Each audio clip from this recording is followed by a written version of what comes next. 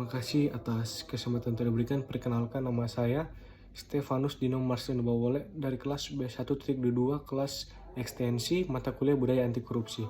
Kali ini saya akan membahas mengenai budaya anti korupsi. Saya mengutip dari lemhanas.go.id.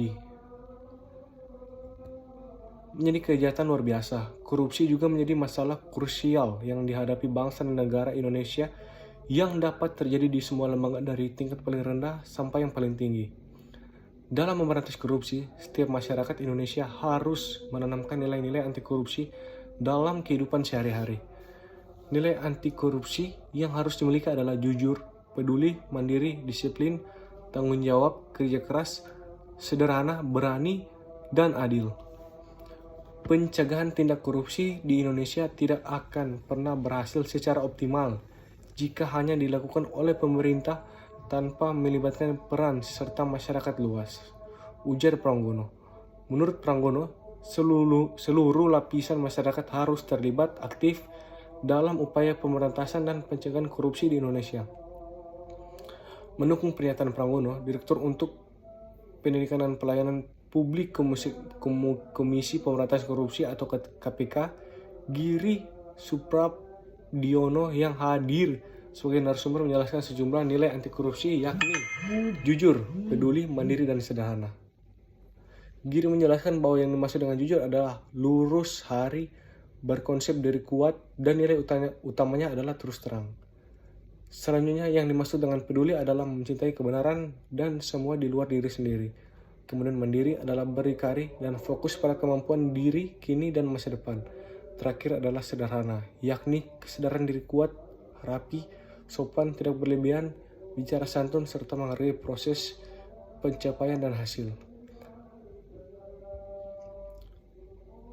Selanjutnya juga Giri menjelaskan mengenai faktor-faktor yang bisa membuat lembaga anti korupsi gagal. Beberapa faktor tersebut adalah ketika tidak ada komitmen politik, sumber daya yang tidak memenai, independensi tidak bisa ditegakkan, tidak ada kredibilitas dan dukungan masyarakat, tidak ada koalisi lembaga yang membantu lembaga pemberantas korupsi, saat tidak ada pengawasan, koalisi lembaga yang membantu lembaga pemberantas korupsi, saat tidak ada pengawasan, tidak terdapatnya pegawai yang profesional, serta jika salah strategi contohnya adalah ketika berpikir pendidikan cukup dan tidak melakukan pencegahan yang benar adalah ketiganya jalan pendidikan pencegahan dan pendidikan, ujar Giri.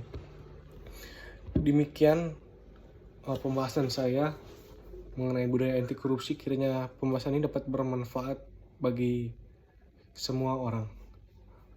Mohon maaf jika ada kata atau kalimat yang salah. Sekian dari saya, terima kasih.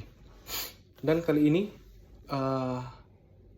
saya mengajak para teman-teman untuk bergabung di Universitas Pembangunan Indonesia di Manado. Karena saat ini saya bersyukur berada di UNPI.